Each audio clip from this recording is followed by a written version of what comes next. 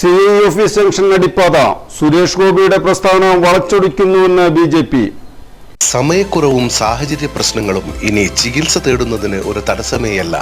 Labs MHLന്റെ എല്ലാ സ്ഥാപനങ്ങളിലും online doctor consultation ലഭ്യമാണ്. ഇക്കൊല്ലത്തെ ഓണവും പവർ പ്ലസിനോടൊപ്പം ആഘോഷിക്കാം. എല്ലാ ഇലക്ട്രോണിക് ഉപകരണങ്ങളും വമ്പിച്ച വിലക്കുറവിൽ. Power plus, Kavilkadavu, Kodungallur.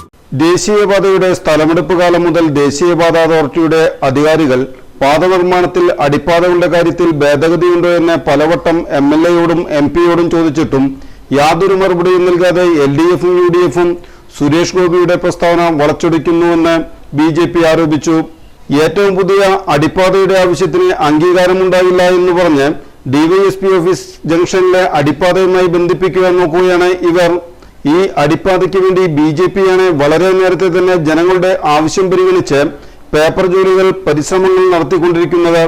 നിരവധി തവണ ദേശീയപാത അതോറിറ്റി അധികൃതരുമായി കേന്ദ്രമന്ത്രിമാരുമായി ബന്ധപ്പെട്ടിട്ടുള്ളതും ദേശീയപാത അതോറിറ്റി ഭേദഗതിയുണ്ടോ എന്ന് ആവശ്യപ്പെട്ട സമയത്ത് മുനിസിപ്പാലിറ്റി അധികൃതരും ബന്ധപ്പെട്ട MLAയും കൃത്യമായ ആവശ്യം അറിയിച്ചെങ്കിൽ നിസ്സാരമായി നടത്തിക്കിട്ടേണ്ട അടിപ്പാത ഇത്തരം സാഹചര്യത്തിലേക്ക് എത്തിച്ചതിൽ നഗരസഭ, MLA, MP എന്നിവയുടെ ജനവിരുദ്ധ നയമാണ്.